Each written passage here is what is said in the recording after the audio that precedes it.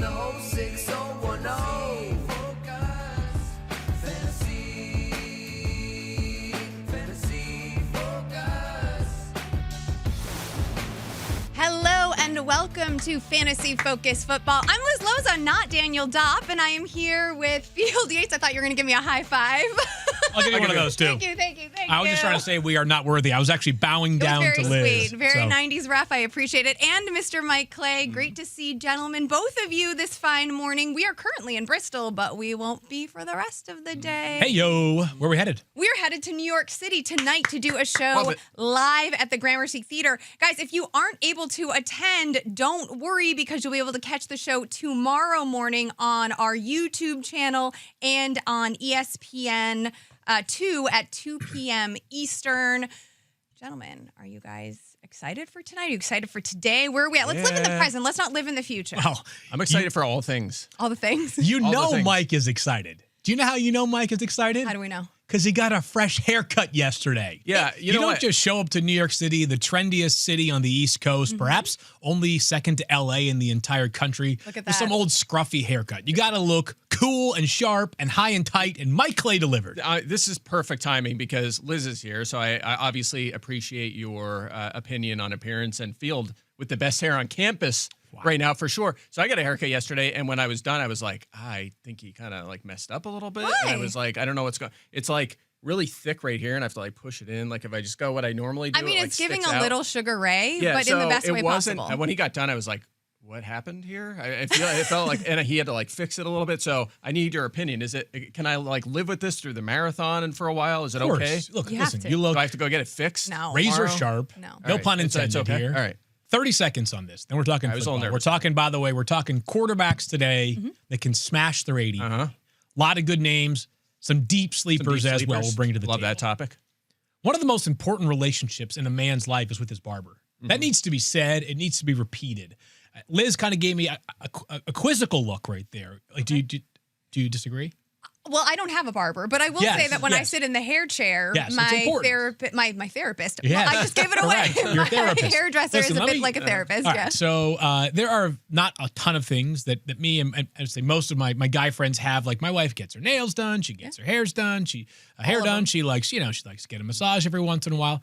I don't really have those things, right? Like my wife's a great Pelotoner and tennis player. Like I get like 30 minutes in that chair where I get to turn my brain off. And usually with my barber, Tommy, who's the man, which I don't see him that much anymore, clearly, we just talk football and hang out or talk sports and life, right? It's a precious moment. And by the way, that haircut, that fresh haircut feeling, second to none.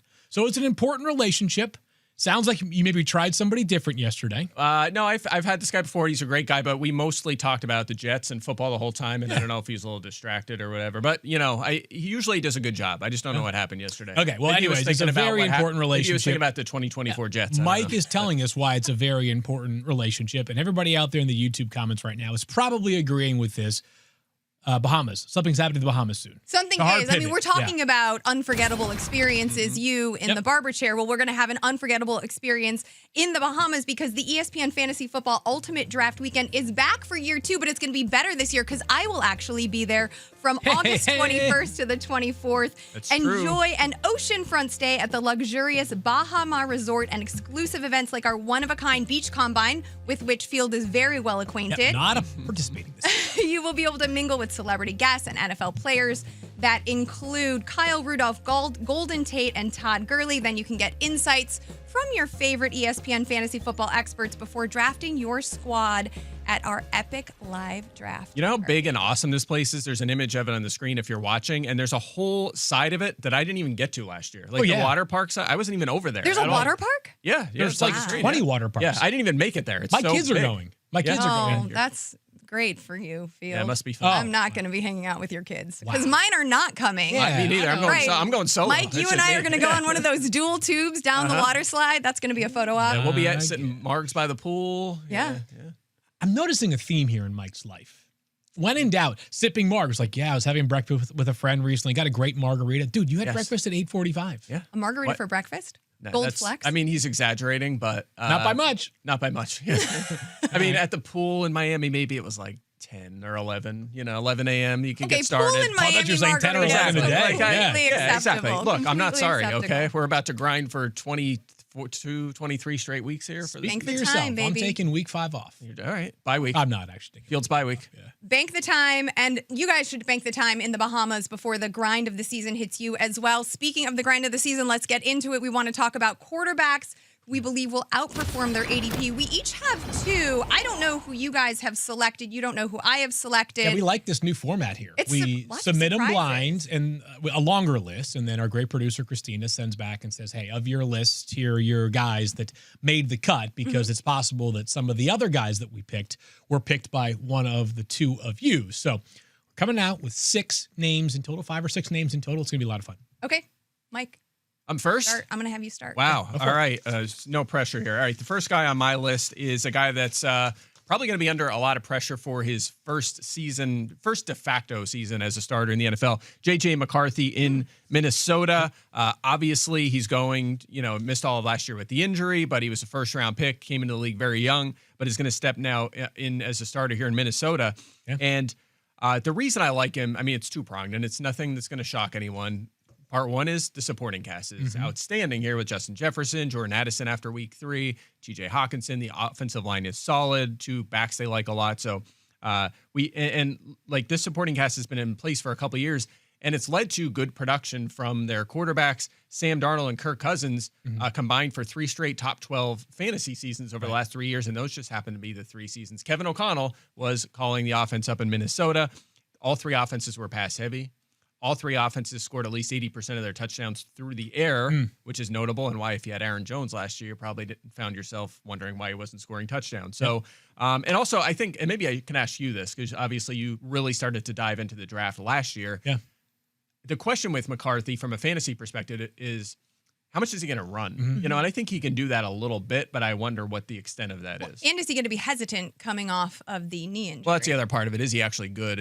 I don't know if that matters a lot there's some considering question this marks. offense, but I want to know if he can run. By the way, he is going quarterback 17 right now in terms of ADP on ESPN. He can run. I tell people about this often in college evaluations. Is that sometimes you have to be careful assuming that a player can't do something because you didn't see it that much. Yeah. When J.J. McCarthy, Allen. during his last season at Michigan, didn't really have to run the football much or throw the football all that much because Blake Corum had 23 rushing touchdowns. They were the best offensive line in college football by a mile. They were this elite defensive team where they were able to play a style that actually kind of looks like what we think Jim Harbaugh would like to play in his perfect football world. But JJ's a good athlete, definitely a good athlete in the limited sample size of runs that we saw and scrambles that we saw.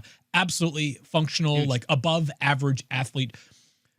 From where you think of quarterbacks in the NFL historically, we're in this weird time right now where like Joe Burrow is probably what, like 15th best, 17th, 20th best athlete amongst quarterbacks.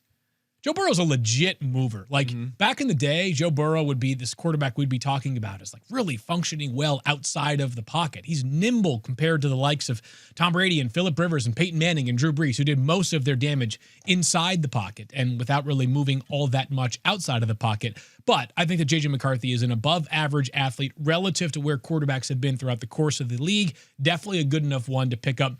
You know, if we're talking about 200 yards and 2 rushing touchdowns, that's enough to give him a boost. He doesn't need 500 yards to get you the boost that Mike is potentially banking on this season. He was on my list as well, by the way. All right. I Good love start. a LaGrange, Illinois native, by the way. Is that where he's from? Oh. I do wonder, JJ's about to become a dad. Is it possible that like post becoming a dad, he gets a whole lot better? Like could it be a second half exploding candidate? I don't know. This is a weird comp to make, but something I always notice in NASCAR, I feel like the drivers when they usually come in are like super aggressive and they're getting in trouble for hitting people out of the way and they're starting fights and they're getting in trouble with the media and then they have a kid and then they go. That's the Fernando Alonso Formula One. Once you have a kid, This you drive a happens in little more NASCAR carefully. all the time. I don't Like think the we need most to worry respect- about it on the football field, though. We need him JJ to was the not big comment. meditator, though. He meditates that's before every right. game on the field, so he apparently finds Zen better than most people do. Yeah, I'm believing in the dad strength. Him and Brock So Purdy, call you it have dad my strength. attention. It's Okay. worked Yep. beautifully for both of you. Whatever gets his fantasy points, like I'm on board Correct. with Take because it. I'm invested in JJ McCarthy. Field, who do you think is going to smash their ADP? I'll be honest with you. I'm surprised this quarterback currently is going later than JJ McCarthy on ESPN.com. Drake Maye is going to quarterback 19 right now, basically for free. I want to hear you talk about this because I have some questions. Yeah, I had a feeling this guy might be on your list. 56th overall right now, and I get it. It's August 7th ADP. There are certainly windows for him to move up. Drake Maye started 10 games last season. He was a top 10 quarterback in 3 of those 10 games, which is not a dominant number by any means. But let's talk about this. This was a completely non-functional offense. The Patriots offense was a disaster pretty much in every way, shape, and form besides Drake Maye last year. He was the only part of that offense that was like relatively passable. The Patriots also did something last year that I will use this stat a few more times until the regular season begins, and then I'll drop it, but it will make no sense to me until the end of time. The Patriots did not use Drake Maye as a design runner once until week 16. Week 16. And he still ran pretty well. Yeah, he averaged 7.8 yards per carry because it was all scrambles, terrible offensive lines. Maybe the scrambles go down a little bit, but there's been some suggestions out of New England that Drake Maye could be utilized as a design runner. He's not a good athlete. He's not a great athlete. He's an elite athlete, right? Like, I think the Josh Allen comps are sort of unfair to everybody because Josh Allen's the NFL's reigning MVP, but there are some shades of Josh Allen, this huge physical runner, and everything around him is better. It's a dramatic, and let me emphasize, dramatic coaching upgrade. Yes. I mean, about as big as I can recall in a long time from the staff last year to the staff this year. Even if the Patriots wide receiver group is not totally certain, just having Stephon Diggs gives them a massive boost. There's been some solid reviews in their third-round pick, Kyle Williams, who I liked a lot coming out of Washington State. Matt Collins is no means a star. He's a functional NFL wide receiver. The Patriots' running game should be better. There just should be more trips to the red zone. It was as bad as it could possibly be. I think there's real upside here. I think that JJ maybe has a steadier week-to-week floor. But if you told me one of these two guys at the end of the season somehow gets his way to like quarterback 8, I think Drake Maye has a higher chance of getting there. Yeah, I'm not betting on it, obviously. But I think the difference for me, because I have them projected pretty similarly numbers-wise, is like the scheme, right? So Mike Vrabel always run heavy, and I'm worried about this being his first full season as a starter. Drake Maye, are they very conservative offensively? Yeah, that's a little bit of a concern. Now architecting it, so we'll see whether it's. And McDaniels, I would not say comes with the mantra of wanting to be run heavy. Yeah, For but his, that was third or fourth stint?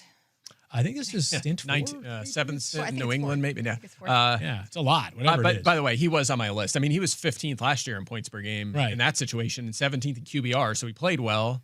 And now it's year 2. I'm a little bit worried about the weaponry, if I'm being honest. Yes. I hear this being that's I'm a little bit worried about Stephon Diggs staying healthy throughout the season and that becoming a bit of a crutch. And then if he doesn't, expecting Kyle Williams, who has a disparate skill set in comparison to Diggs, to be able to carry that receiving load. I also think, though, that like for all the nice things that we might potentially say about some of the young pieces in the Patriots offense and Stephon Diggs, ultimately the way this happens is if Drake Maye is a runner. Yep. Yeah. That's huge. If they just say, hey, we're going to utilize you a la, I don't know, I'm trying to think of a good recent young quarterback who was actually tactically used as a runner. Maybe Jaden Daniels last year, right? It wasn't that they gave Jaden Daniels 10 design runs a game, but over the course of the season, he picks up 120 runs. And they do a good job keeping him out of harm's way as well. Like, to me, that's the pathway for Drake Maye to completely explode and become a quarterback that next year is going in the first 8 or 10. Interesting. That is a really high ceiling, and you are selling it very well. I'm buying a little bit more. We talked about rushing. This next guy that is on my list is someone who has underwhelmed as a passer year and year again. I hate a burnt take. I find them boring. So just because a player bit you last year doesn't mean he's destined to do the same thing. Things can change. We can be optimistic. Yeah. But there is no doubt that Kyler Murray has underwhelmed and disappointed as a passer. Last year, I thought he would improve, still a completion percentage under 69%, but it was those legs that continued to buoy his fantasy stock. 29%, in fact, of his fantasy points came via the ground. He was the QB4 in rushing yards. He now has, and again, I mean, I feel like maybe I'm not learning the lesson, but I'm not ready to because there is another healthy season under his belt. We're hoping that he and Marvin Harrison Jr. have more chemistry, that they are able to evolve. There's a lot of talk this offseason about his rushing and becoming a greater point of emphasis for the entire offense. They have the best strength of schedule, which Mike Clay projected. I think he's the QB2 in overall strength of schedule. and he's available in the 10th round. So we're talking about top 8 potential. I think that Kyler Murray can do it this year, and his ADP, because recency bias is a hell of a drug, is really depressed. Yeah, what's interesting about Kyler Murray is that it does feel like he's underwhelmed, right? Like it just feels like he's not getting there. But talk about a high floor. He finished 12th in points per game last season. So in a 12-team league, he's a starter, a back-end starter. But that was the worst of his career, though. But that was the worst finish on a points per game basis of his career. It shows you the value of his rushing ability. And you can see on the screen, I have him projected for almost 600 yards and 5 touchdowns. Again, so as long as he's healthy and doing that, and by the way, he had career highs, I believe, in most passing categories last year as well. And that was with Marvin Harrison Jr. Not doing a lot. And you would expect more from him in year 2. So I'm with you. I think that's a good call. Thank you. Can we brag on Mike Clay for a second? Sure. Great pick by Liz. Do you guys remember this? And it's worth reminding the people of maybe once a season, maybe once a month. Who knows? Maybe once a show if I'm feeling up to it. I remember Mike dropped Kyler's rookie season projections.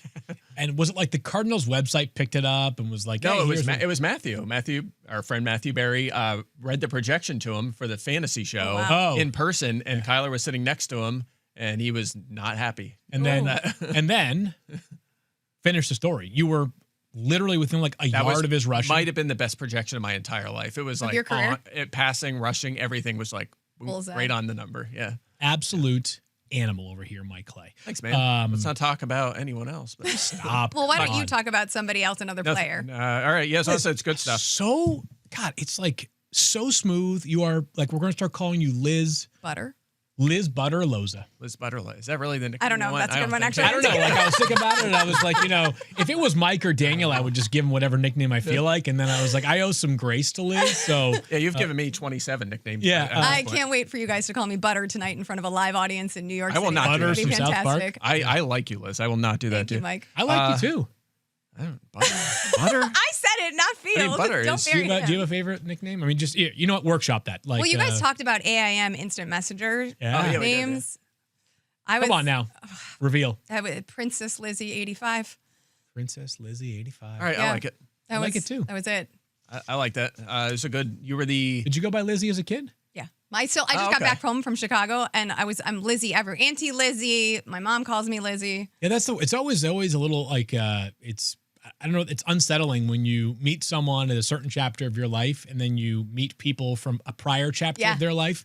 I play in a league with a bunch of guys from the state of Michigan, the great state of Michigan, and like half the league is buddies that Daniel brought in, and they all call him Dan. What? And I'm like, I don't. Wow. They're like, yeah, Dan. I never called him Dan or Danny or anything. Never. And so they'll all be like, yeah, Dan, nice pick, or like enjoyed watching the show, Dan. Mike wasn't very good, but Dan, you were great. And it's like That checks out. excuse me. Like, What about you? Do you have one from childhood?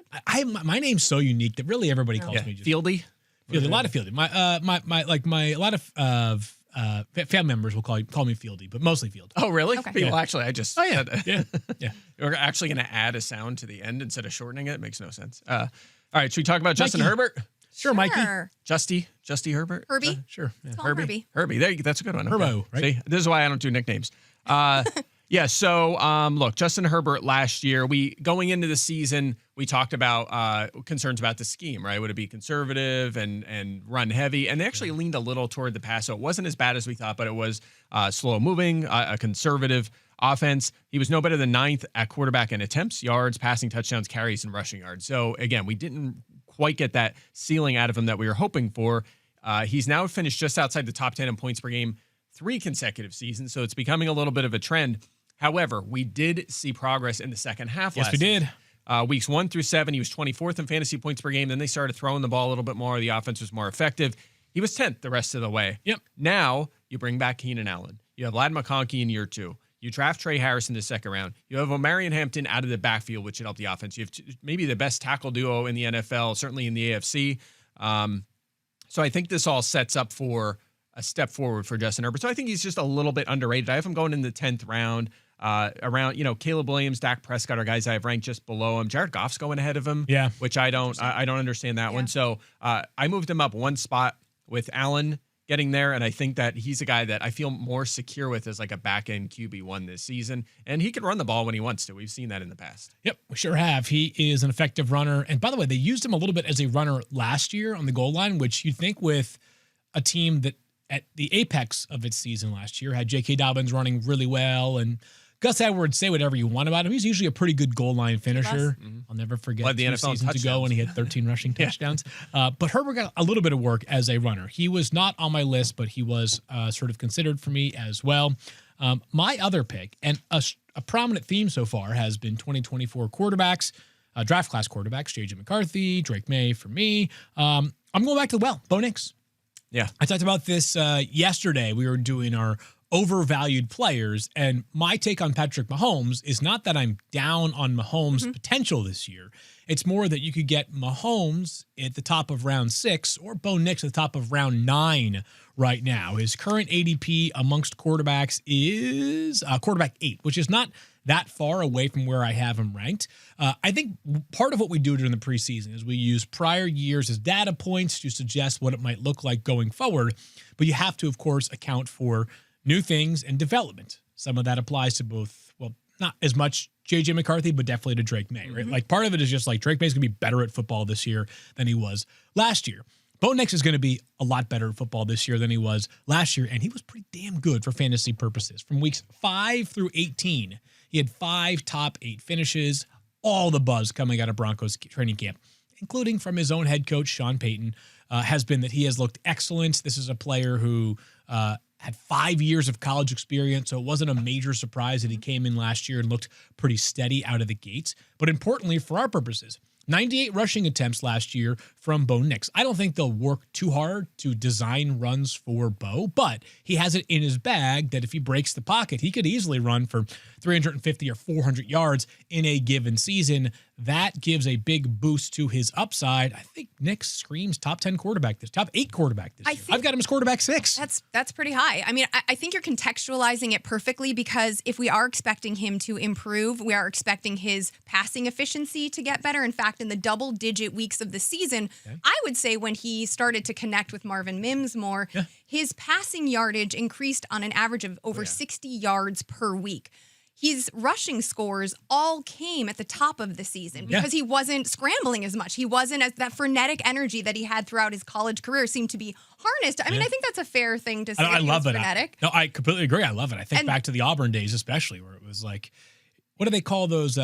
Whirly gigs? Barnwell always posts them on Sundays, like the next gen stats. Dots. Yeah, the dots. Yeah, some of the old Bo Nix college dot plays would have been incredible. And so I think that will come. That is all going to come together and he'll become more of an efficient passer, but he has the rushing upside. It's not that he is a rushing quarterback, though. And I think that needs to be contextualized because I think people look at this full season stats and they're like, oh, 4 rushing touchdowns last year, I believe, something like this. He had a bunch. I mean, his rushing he was 5th in carries among quarterbacks, so it was a lot. And it did seem to dissipate as he became more comfortable in the pocket. I think a great example of a rookie quarterback improving as the year went on because he only had 5 passing touchdowns in his first 7 games, averaged 5.7 yards per attempt, which was really bad. And we were like, can this guy throw the ball well? Right. 7.4 yards per attempt from that point on his final 10 games. And in those 10 games, 24 passing touchdowns, which is an enormous number over 10 games. He was probably top 3, top 5 in that category. Just got Cortland Sutton paid. He's a nice possession target. Evan Ingram comes in as a short yardage safety valve. All of the pieces are there for him to make a leap. So I love that. Getting it done. He actually accounted for more touchdowns last year than Jaden Daniels, which Jaden obviously did so many other things that make him a much more valuable fantasy player. But the point is that like what we saw last year from Bo Nix was the real deal then. I think it only gets better now. I am very bullish and optimistic on Bo. The 2024 draft class of quarterbacks might ruin some things for teams going forward, right? Because things tend to be cyclical in the world of sports, especially in football. That 2021 draft class led by Trevor Lawrence, all the hype, and maybe there are 5 guys who could become franchise players. They all go in the first 15 picks, and then it was a frankly disappointing class, right? I mean, Trevor Lawrence is the most promising, and he's still a question mark, right? And what ends up happening, people are like, you don't want to force the issue at quarterback. Now at 2024, when some people felt like both the Falcons and the Broncos forced the issue at quarterback with Michael Penix Jr. and Bo Nix, they're sitting there saying to themselves, like, if you love someone, you better take him. And not for nothing, but this quarterback class in 2026 looks pretty intriguing. Take a listen to First Draft if you like draft stuff. Beautiful plug, worthwhile. I was inspired by you. You've been doing a great job with your transitions that I wanted to plug. Well, here's another one. You mentioned Trevor Lawrence. I'm going to end on Trevor Lawrence. I was thinking as you were talking about Bo Nix, how we're expecting him to make this leap. And we have expected for quite a few seasons now for Trevor Trevor Lawrence to make that similar leap and fulfill the generational talent prophecy that scouts made when he was coming out of Clemson. It hasn't happened. Yeah. But that being said, he has been on average with the exception of last year because his season was upended with the shoulder injury, the QB 13 in fantasy points per game. I think that's the floor for Trevor Lawrence. That's what we can expect from him, QB 13 range. But what was interesting about last year is that he was the QB 2 in air yards per attempt, which I would like to connect to the addition of Brian Thomas Jr. And so we know that Brian Thomas Jr. is there. And even though, he averaged the same 7.2 yards per attempt, the potential for more was there with a weapon like Brian Thomas Jr. You add Travis Hunter, you add Brenton Strange, who we may or may not talk a little bit about, not adding, but we unleash him a little bit more. We might talk about Brenton Strange. We might talk about him a little bit later. Let's okay. Sweet. Love it. Might talk about him a little bit later. And then, of course, I'm bearing the lead here because Liam Cohen comes in, another offensive the head coach, but like another play caller for Trevor Lawrence, obviously coming off of Baker Mayfield's career season, hoping that will help to unlock the potential that we were hoping to see from Trevor Lawrence. So I think, Trevor Lawrence is, the QB 17 or something off the board. And if we know that his floor is QB 13, he should certainly outperform what he is being drafted at currently. I almost included him on mine. Yeah. He's tricky for me. He's the quarterback in my projections, other than maybe J.J. McCarthy, that kind of projects higher than I'm comfortable with, which is right around, where is he? Projections why aren't wise, you comfortable with he it? is 16th in my projections, but I'm a little lower because hasn't had a top 10 yet. And then you have guys ahead of him like Jordan Love, J.J. McCarthy. I have Tua, Stafford, Stroud. I think you can make a case above them, but even like Drake May, Justin Fields. I mean, if you include like Caleb, Herbert, Prescott, Fields, Maye, I'd put Love in there. If you want Jared Goff, that's already 18 quarterbacks right there. It's a good quarterback class. But you don't feel comfortable with it because it's stale now. We're tired of the story. Yeah, and I just don't know if he has a ceiling like a Drake May has, for example. I don't know if he's going to get there. He hasn't been a top 10 guy yet. Something has to change a little bit. He can run a little bit. He's kind of leveled off to be this guy that's just like a QB2, like almost like Kirk Cousins was for so long. Or Phillip Rivers, the second half of his career. Just like, okay, he's a fine QB2, but he's never going to give me an edge if I start him. He's a bye week fill-in. So that's why I'm hesitant to draft him. I just want to aim for more ceiling. So can I ask a question then to you, Mike, and to you, Liz? Of the 6 quarterbacks we've now tossed out. Yes. I made this point in the first week of the show. I guess this is only week 2, so I should be able to recall that it was last week, about how when I'm doing my rankings, one way to think about them is I'm ranking them as who has the best chance to finish as the number 1 scoring player at his position, right, for the course of the season. So I'm just using this as a name. Like Jacoby Myers, I think, has a very, very low chance of finishing as wide receiver 1 this season, but he's still steady enough. He's going to crack that like wide receiver 3-4 radar, right? I'm looking for upside is basically what I'm constantly targeting in my drafts and in my rankings. Of the 6 that we've named, if off the top of your head, I'll put you on the clock here first, Mike. How would you rank them in terms of best chance to finish as a, let's call it top 5 quarterback, which is going to be very hard to do because we really think the first 4 are elite. So call it top 7 if you want. I know. Okay. J.J. McCarthy. Yeah. Drake May. Kyler Murray. You went back to Justin Herbert. I went back to Bo Nix. And then Liz finished up with Trevor Lawrence. So number 1 scorer, I think with this combination of passing and rushing, I think it really could be Bo Nix, honestly, just because we have, like, Kyler hasn't done that yet. Okay, Bo Nix, we haven't, he's going in year 2. Like, maybe he can make that leap forward. Yep. I think that Drake May would probably put second. Okay. So good to both of your guys to see what you're doing here. They're riskier, though. They are riskier than Kyler, so it depends what you're looking for. But the conceit is not who's riskier. The conceit is, at the end of the year, who would you be most surprised finishing as like the 7th best quarterback? And I understand that philosophy. I think you have to walk the line a little bit. There's Jacoby Myers is a perfectly valuable receiver. Is probably being undervalued. He was the top 25 guy last year. You can get his wide receiver 3 this year. But anyway, to finish your thought, so Nix and May, I think I would put Kyler 3rd, Herbert 4th, and then who was it? I put McCarthy over Lawrence, Herbert, then Herbert. Yeah. Lawrence. Okay. Liz, any disagreement or any players that you think you'd have a lot higher or lower? So I've been very loud about Kyler Murray since the start of the offseason. So I have ranked him because I cannot stand when people megaphone their opinions but do not have their rankings aligned with those thoughts. So I have Kyler Murray ranked 7th. Okay. I'm the highest in the consensus rankings I'm on at 9 him. for the record. I have Bo Nix number 8 as QB8. Okay. So to me, yes, those two guys are at the top. And then I would have Drake May in the 3rd position. And then I agree with the rest of your list. But I feel like I have to stand on business here and prop up Kyler Murray. I do think he I don't think that's unreasonable. I think they're all pretty close at the top there. Yeah, no, I think I was just trying to give people an idea that, like, if you're going to kind of go, maybe if you're going to wait on quarterback, all of these guys are going to be available for those that do wait. Maybe Nix is the exception, going in the top of the 9th round right now, as opposed to where JJ is going in the 14th. And I had Kyler's probably somewhere around Bo. But the point is that, like, you're not using one of your first 6 or 7 picks on a quarterback. You're willing to be patient. There are some very intriguing upside plays. Any names that you had on your list that did not make the cut for the show? Not surprisingly, I had both Caleb Williams and Justin Fields. I mean, 2 logical candidates for sure. Caleb makes me more nervous than Justin because we haven't seen Me it as too, much friend. before. But Justin makes me overall more nervous than Caleb. I don't know, man. The vibes are just... You got to be really careful. Is it the toe shield? Although No, it's just the Jets vibes. It sounds like the offense has just been terrible. So and they were, but the vibes were positive last year. So who knows? Like the Jets are the Jets. Well, true. I just will submit for Justin Fields that he was the QB 10 in both 2022 and 2023 as the Bears starter. Yep. So again, if we're he was talking top about 10 floor, last year, the 6 games he played. Yeah. you mentioned that on Tuesday's show. Yeah. So I think that that's fair. And Caleb Williams,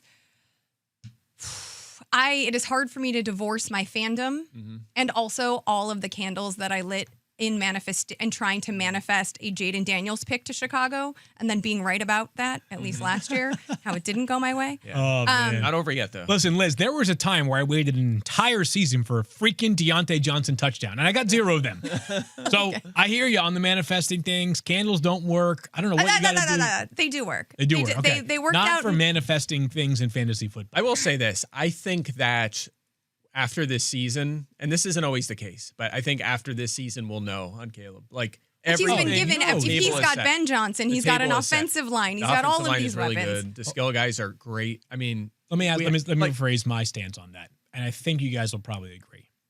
I don't think we'll know what the final version of Caleb Williams is, but we'll know whether he's a North Star or he's Fair. sunk. right. Yeah, right. Yeah, He'll either show he's the superstar or they're going to No, be like, I think all right, he's on the path to superstardom, Yeah, fair. or hey, just Well, not is gonna he work out. Trevor Lawrence-esque? Is the ascent? Is he Yeah, on the right. rocket ship, or is he coasting at a neutral? And it's position? tricky because, like, for example, Bryce Young's already 2 years in, and we're still not sure because he picked it up after like a year one- and a half of poor play. He One picked it half up. of a good So season. maybe he's Yeah. there The now. vibes Like, in camp, though. Ben Johnson brings the aura, as the kids are saying. Yeah. I'm feeling great. I just like Justin Fields, and I've been a long time Justin Fields apologist, and I feel like had he an offensive coordinator that didn't, try to make him into Andy Dalton, perhaps he wouldn't have been so broken in the way that he has been. Fields will be good for a handful of games this year. I have no doubt about that. There's Yeah, just he'll- way too he'll much run. rushing upside. Yeah, right? the problem is we're talking about all these. There's just so many guys. Yes. It's like they're you talk about this all the time. Tiers, like it's just tiers. There's so wait, many options. let's end this conversation then, because I'd like to know, outside of those top 4, you have to draft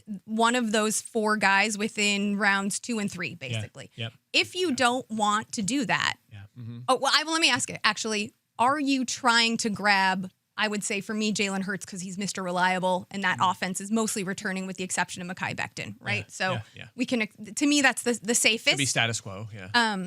You know what's funny is you're asking which of those 4 is there. Or Like, are you going to? Are you not wanting to have a quarterback in the 3rd? And because there is such Oh, no, depth I at want the one of the position, big 4 if I You can do get want them. one of the big. I'm I'm targeting one of the okay big with. 4. To me, it's like 6 in one hand, a half dozen in the other, Yeah, because I have more options I like after that. But it was funny. I posted I promise you guys, I'm trying to be better about like the comments on Twitter, just like ignoring. But I posted my top 100 rankings, which are live on ESPN.com. If you're interested in reading them, it helps you see not just positionally, but of course, running back versus wide receiver in round 1, wide receiver versus tight end in round 4. And my quarterbacks, it was like Lamar Jackson was something like 27, and Josh Allen was quarterback 4 at like 32. So it's like they're 5 total spots apart. So you hate Josh Allen. And some The exactly. people Yeah. get after you. Wow, Josh Allen at quarterback 4. Like, what's up? You're, you know what this morning. Yeah, would Lamar outscore him by like 80 points last year or something like that? Hilarious. Yeah, Well, don't give them your energy. You decide who gets It's your okay. energy. You know what? You're right. You're absolutely right, Liz. Well said by you. Last time I checked the comments for a while. But I am not married to one strategy or the other. Okay. Because I do like some values. I talked about Bo Nix. I talked about, I like Brock Purdy this year. Like I am in on one of these guys hitting with a flyer. The other thing that I think needs to be accounted for is that we play in a lot of leagues.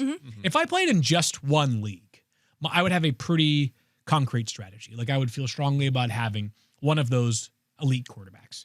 We play in so many leagues that part of me is like, well, if I just like load up on all the quarterbacks in every league and like, 2 out of those 4, one of them gets hurt or 2 out of those 4 gets hurt. Like there are so many variables here. Diversifying your portfolio. Exactly what we are That's why doing you here. just in follow the world. board. Sometimes I don't take one of the big 4 because where I like the on You're Monday's great at that. mock You're draft, very disciplined about that. you have to be. You have to be. Mike You Clay can't being force it. disciplined. What else is new, right? That's the only thing I do right. Well, guys, there are many things to do let's right. put this quarterback conversation to bed and discuss some sleepers. Wait, can I throw my other names? Yeah, that I did would not have make Oh, the sure. I'm Super sorry. quick. Yep.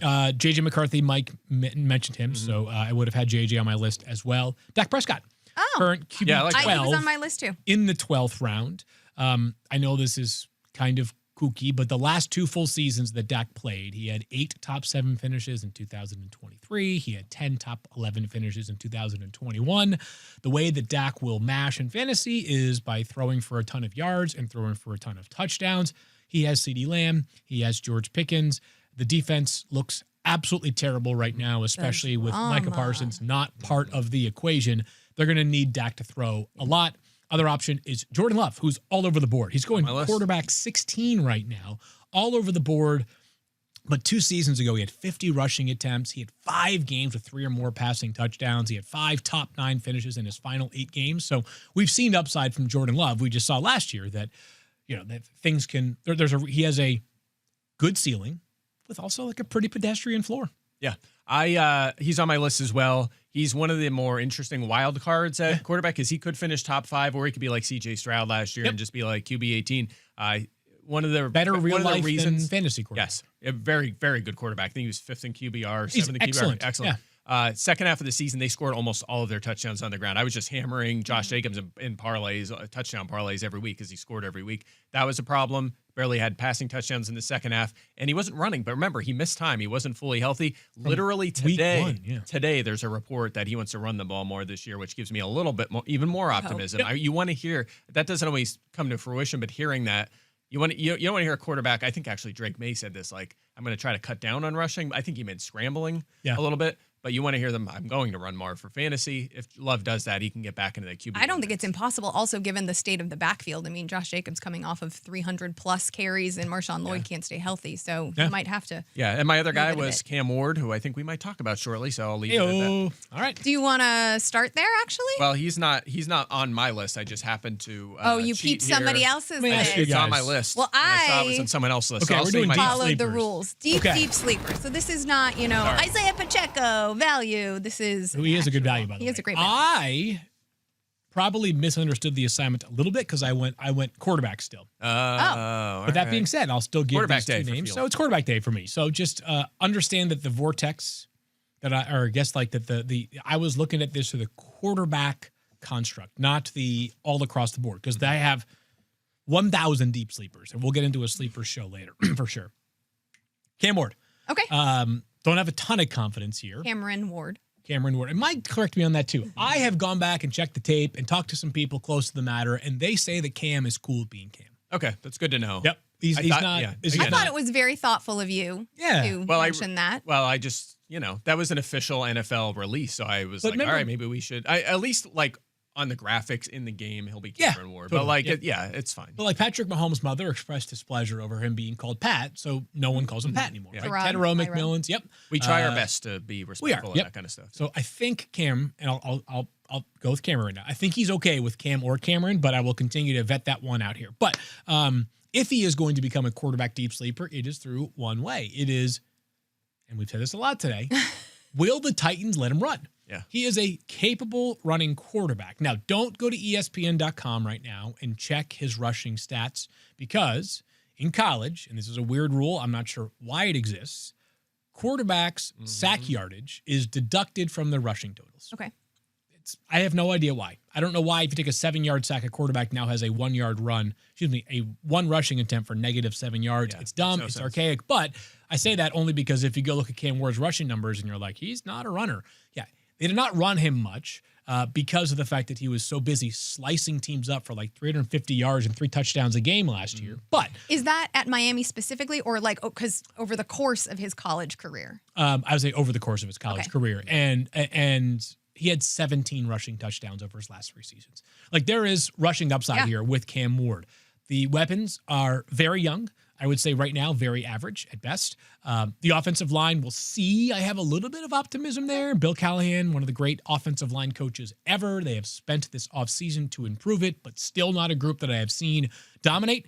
I would just say this, and maybe this is more of a real-life NFL commentary than it is a fantasy football commentary, because you can be special and also not be great for fantasy. There might be some special in Cam Ward. Very impressed by the demeanor of this young man.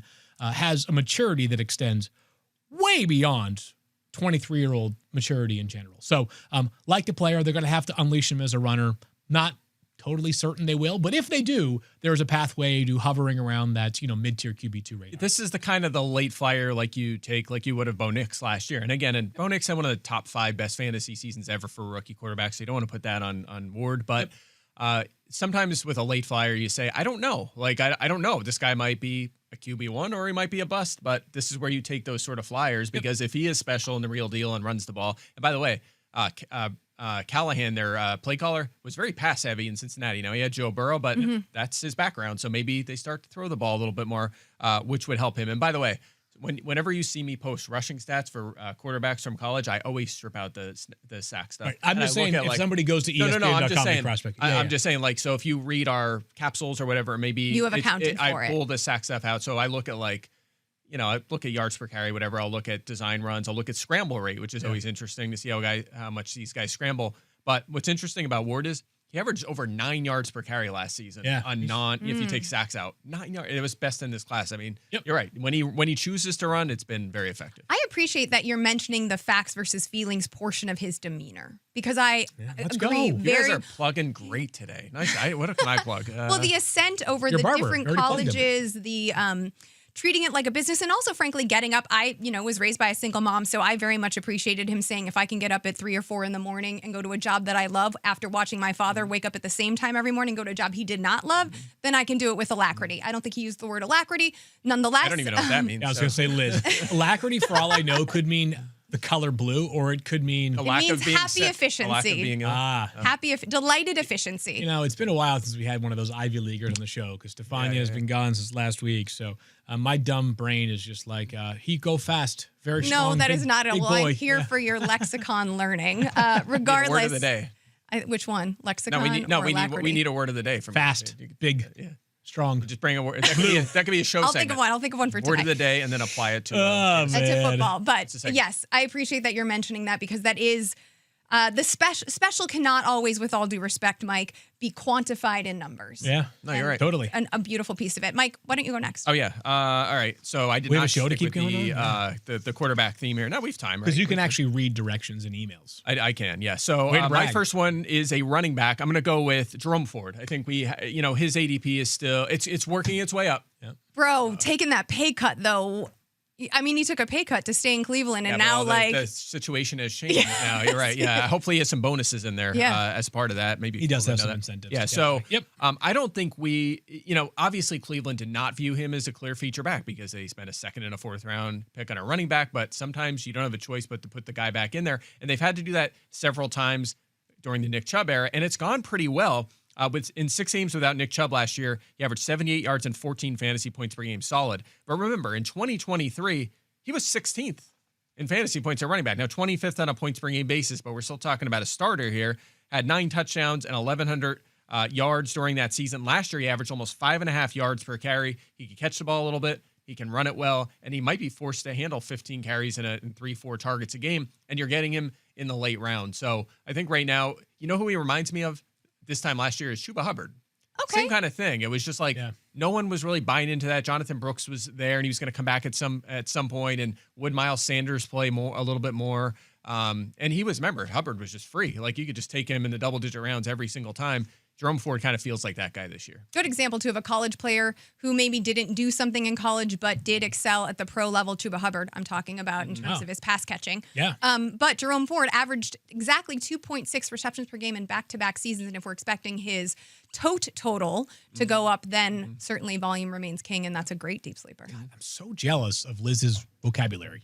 Total. I don't know. I just feel like that's a way cooler way than saying like, yeah, if his carries stay the same. We gotta we gotta get you a thesaurus. What's a thesaurus? You know what a thesaurus is. Stop it. Can we talk about Emeka Egbuka? Because he is on my list. Yes. However, Did I say since it I'm wrong? giving you all this credit, Mecca. Emeka Egbuka. Emeka Egbuka. You know what that was Is the right G there, silent? Liz? Emeka Egbuka. Emeka Egbuka. But G is Liz silent was like just lasagna. reminding us that like everybody has their limitations. Thank you. They're hard to find for Liz. He has to but humble you, right? occasionally- He's been talking to you up the whole show. We gotta bring you down a notch, okay? That's fine. We all need that in our I am life. here for it. That and potentially my nickname being Butter. See, we're good. We're good for the land on first that half of the show. The second half That's of the enough show. now. Only nice stuff now, Field. Say it again. Liz Butter Loza? No, the other one. Emeka. Emeka Butter. I was like, wait, why don't I say Butter again? Egbuka. Butter Egbuka. He emerged as the primary slot option at Ohio State. Yeah. He left the program with the most catches in Ohio State history. Sing Seems it. good. Are they any good there? Wide receiver wise, Well, Terry McLaurin, Marvin Harrison Jr., Olave, Jackson Smith Garrett and Jigba, Wilson, Jackson who Smith and he Jigba. comps similarly to. So just if people want to kind of get an idea. Also, the thing about him that I love so much, and Field, again, you are the expert here, was his route savvy, his polish, his technique. He appears to have brought that perfectionist mindset, if you will, to Tampa Bay. And You don't need me for Chris this. You're all over it. Godwin's, Yep. all right, if Chris Godwin's week one availability is in question, then Egbuka should fill that role. I believe he's more versatile than Jalen McMillan, so I'm not worried about even were Godwin to come back, him getting, I mean, I think he'll fall down the depth chart a little bit, but he won't be off the field. I think McMillan will be the odd man out in that situation. Working opposite Mike Evans, probably not a problem, Baker Mayfield as your quarterback, certainly good as well. So I think he has some really deep sleeper appeal. I think he's one who could, based on the question marks surrounding Godwin's health, could really smash that ADP. I think I agree with Emeka and having all the goods in a very, very good offense to contribute until Chris Godwin returns. I think people have tried to look at the Emeka Egbuka and the pick as like a reflection of something with Jalen McMillan or a reflection of something long-term with Chris Godwin. I think what they were just basically doing is that like Mike Evans he's year to year right now, right? He is very much in the the twilight of his career, even though he's still going to go for 1,000 yards this upcoming season. And then like if he's gone a year from now, you're going to need 3 wide receivers in a very 3 wide receiver heavy offense. Egbuka, I agree with that. Like he could be one of those guys that like has a quick fade, because if Chris Godwin does return early on in the season, then it is going to clearly run through Mike Evans and Chris Godwin. We saw last year there really wasn't a ton of room for 3 wideouts in that Bucs offense to consistently perform. But he's going for, you said free, right? I like free. Yes. Yeah. Basically. Yeah, Free he's, 99, baby. I have him 10th round, which is fine. I get this question a lot, and it is, what's the difference between projections and rankings? Yep. And he is one of the excellent examples for this season of an answer for that question, because if you're assuming, let's just assume Chris Godwin misses 4 games. That's still most of the season he's playing. You're assuming Mike Evans is there for the whole season. You're assuming Jalen McMillan has a role. You're assuming 10%, we'll say, of the targets goes to Kate Otten. You're assuming 15 to 20% goes to the running backs, that's actually low for a running back room. How do you project Egbuka, there it is, for like big numbers, like a wide receiver 3 season? You can't do it. You need something else to happen. But if that thing happens, Mike Evans goes down, Chris Godwin's out long term, that he can be a wide receiver 2 or 3 as that raw talent. So that's the answer. That's why you take flyers on guys like that, even if they don't project super high. Who are you taking another flyer on? Another flyer for me is Colson Loveland. I think we have not. Now you are just tugging at Liz's heartstrings. Yeah. See, You here's don't the like thing. this? He's a bear. He's I know. I want to hear it. Oh, you wanna hear the I'm good stuff? Okay. preparing. I'm Okay. stealing myself. Yeah, she's enjoying this I might one. melt So- like some butter based on what he says. All right. So, look, the last 2 years, the number one scoring fantasy tight end was, of course, a rookie. So we're seeing a little bit of a change to the utilization of this position. One of those guys, the first one, the guy that started it all, Sam Laporta, his play caller was Ben Johnson, who is now, of course, the play caller in Chicago. Now, I know that's kind of seems like, okay, just because it happened twice doesn't mean it's going to happen again. But look, this guy was the 10th overall pick of the draft for a reason. He's going to be a big part of the Chicago offense. I know Cole Kmet's there, but remember, they did not want to target him last season at all. They were trying to face him out of the passing game most of last season. There's a lot of good wide receivers here as well. But if we expect this offense to take a leap forward and Loveland gets a 15, 17, 18% target share, which is not an enormous number, especially for a guy that was drafted where he was, he's going to be a back-end fringe tight end one. I'll tell you and who again, it is. I tell you what you're describing right now is if Colston Loveland can be what Mark Andrews was last year, you're in business. yeah, and I He's hope an it's excellent more, red zone weapon. Yeah, I hope the target share is a little higher and we don't have to bank on the touchdowns every single week. We said 15, 16, 17%. Yeah. Like that's, to me, it's if he gets that number that's around a sixth of the targets and he's awesome in the red zone and maybe gets lucky with some of the touchdowns, then yeah, it's totally possible. But if you look at the guy, and this is rolling back to something you said earlier, but like where he's going, it's after Tucker Kraft, after Jake Ferguson, right around Dallas Goedert, Dalton Kincaid, a little before Kyle Pitts and Hunter Henry. Like, who's most likely to be a top 5 tight end from that group? It's a guy we haven't necessarily seen yet, but that has that elite ability The and upside should of be the a franchise unknown tight end. is his. Yeah, I mean, he's the. I mean, I would take him over Dallas Goedert every single time. Take and him their over ADPs Tyler Warren. Yes, I think. Yeah, I'm a little bit more nervous there think about we're that not on the same offense page if it's about that, really yeah. low volume. That I don't have Warren terribly far below, Mm-hmm. but I think there's just a lot more passing upside in Chicago. All right. And he was picked Do before. I get him, one too. more? It was, yes, you do. All right, my last pick here is Michael Penix Jr. So again, I was going quarterbacks only, and this one is a stretch, right? He needs to be the next version of Joe Burrow, discount Joe Burrow, or perhaps there's another quarterback who I was thinking of. Oh, Dak Prescott type player, right? Passing attempts have to be way up, like super high for Michael Penix Jr.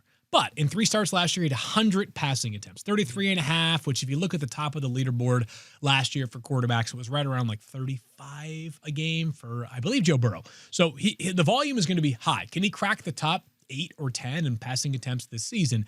If he does, and he goes thermonuclear with his pass yards and pass touchdowns, it's possible. He has a great offensive cast supporting him, right? Like it's a really good offensive line, obviously very, very talented with a ton of high investments in the pass catchers as well. This kid's got some it factor to him as well. Like Michael Penix Jr. can sling that thing, that is for sure. It was an aggressive offense last year and pushing the football down the field. That led to poor accuracy on the whole for Michael Penix Jr., simply speaking in terms of completion percentage. If this offense advances and it attacks more layers than just down the field, he could get into a groove and throw for 4,000 plus passing yards and 30 plus passing touchdowns. This is one I disagree with. I mean, it's agree. unlikely. I think that he can make a leap and be a good NFL starting quarterback. I don't think he's going to be a fantasy starter. He had 11 rushing yards last year and 7 carries in those games. That's tough. They're Oh my talking God, that up too. 105 attempt sample size. I mean, that's we're nothing. like Joe Burrow might have 250 and that's like low. Like he might have 112. Like I don't know. Like I'm definitely really I have him with 187 and 3 touchdowns, and maybe that's optimistic.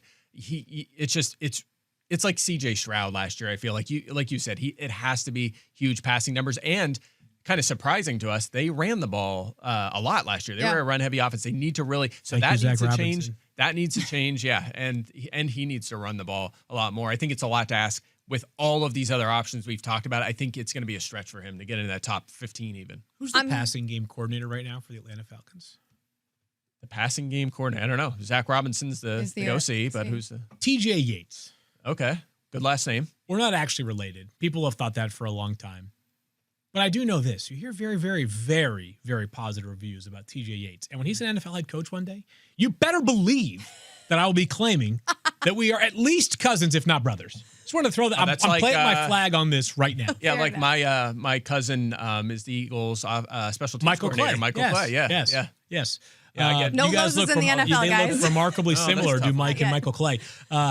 I just think, I believe in the staff down there in Atlanta on offense. And it's deep sleepers. Hello. Yeah. It is deep. For It's just, quarterbacks it's only. just for me, fantasy. I you know? believe in him as a player. It's just fantasy. I think it's going to be tough. I'm going to round things out with another tight end. I teased it a little man. earlier. Brenton Strange is the player. He averaged about 5 targets per game when Evan Ingram was sidelined last year. Now both Ingram and Christian Kirk have left. That opens up 111 angel number targets for Brenton Strange. He flashed a little after the catch. Obviously not the producer. He shared the field at Penn State with Tyler Warren for a little bit of time. Yep. It is worth noting, Theo though. Johnson prior to that. That's it, in the Giants in New York.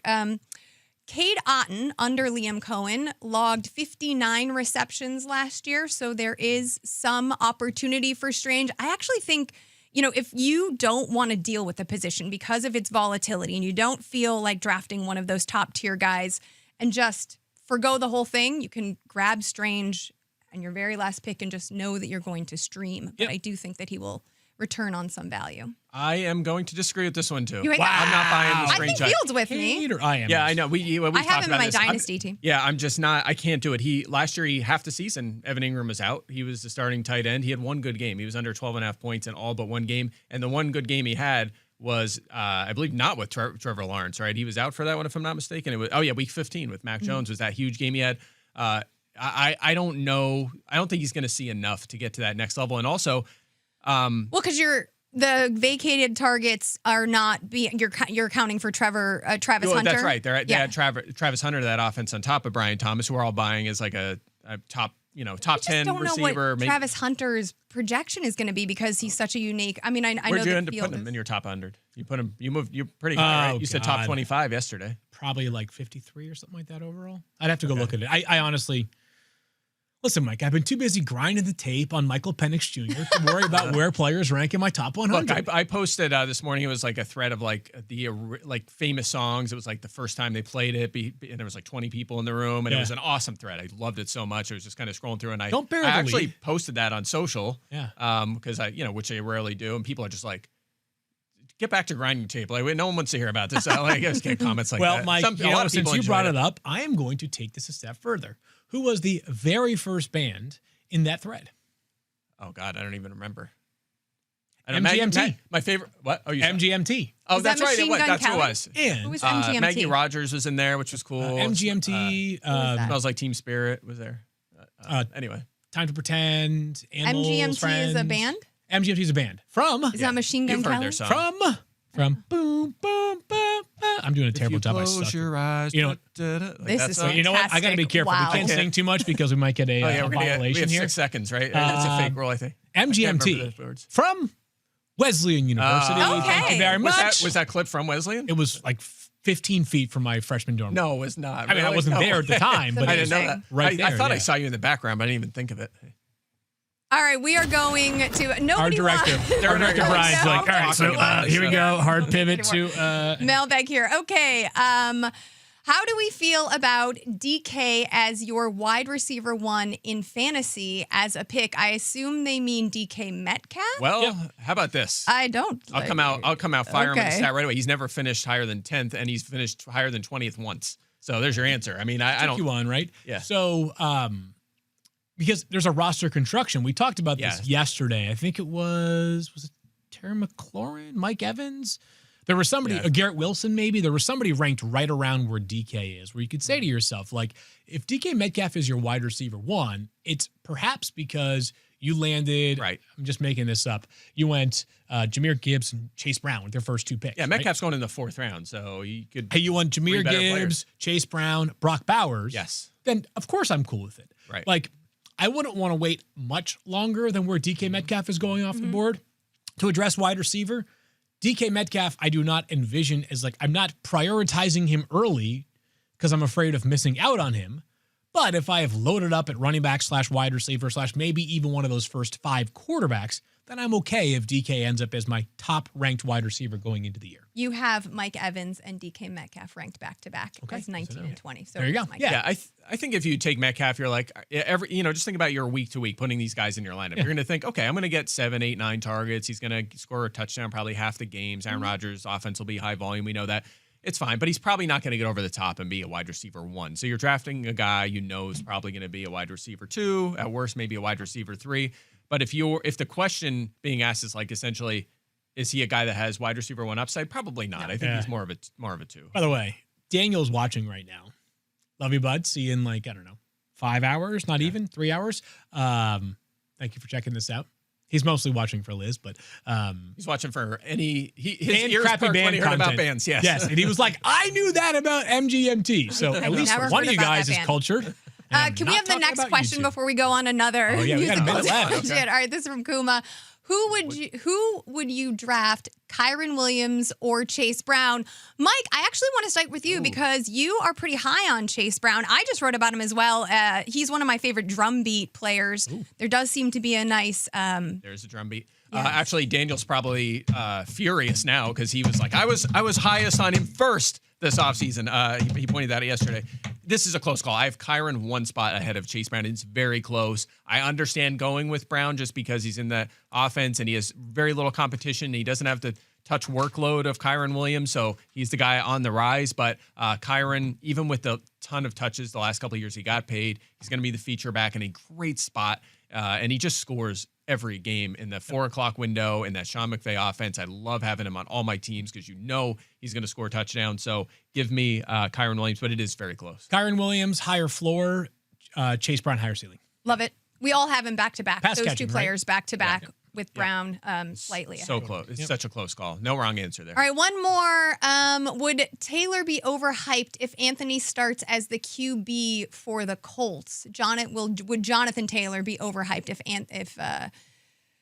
Anthony Richardson starts as the quarterback for the Colts? I think it's sort of baked in here. I also say this, is that Anthony Richardson, even if he does start the season as the starter, it does not guarantee he is the starter for very long. So I am accounting for it, but I'm not going to drop Jonathan Taylor much lower than like RB 8 or 9. Yeah, really quick. 20 carries per game and 1.3 targets per game with Richardson last year at 7 touchdowns. With Joe Flacco, 24 carries per game, so 4 more per game, but 3.8 targets per game, more targets. So the overall touches and fantasy output was actually not that much different depending on who the quarterback was last year for... Any idea if his efficiency changed between QBs? I don't think it was substantial in terms of like yards per carry or anything like that. But I was kind of surprised to see that his output fantasy-wise was similar, regardless of the quarterback. The targets, that's going to hurt. If he gets 1 to 2 targets per game with Richardson, I don't like that. But to your point, I think we're going to see Daniel Jones a bit this year. 18 catches last season, did Jonathan Taylor. Yeah, and more of that was when Flacco was in there, not Flacco. Thank you. Well, that is going to be the show for this lovely, what day is it? It's 11 o'clock. Thursday, Woo! yeah. Fantasy Focus Football. Thank you so much for joining us. Remember, NYC and the Bahamas, those are 2 places that you would like to be with us. Always check out the Work YouTube it channel. all. Can you subscribe the YouTube channel? Subscribe, NFL and ESPN YouTube channel. See you there. Hey!